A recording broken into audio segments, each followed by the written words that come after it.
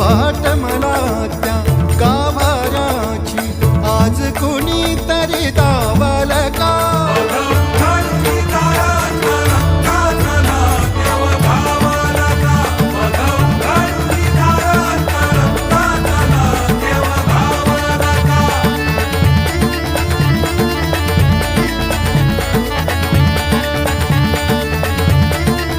नमस्कार मित्रांनो, आम्ही चाललो आज सातारला.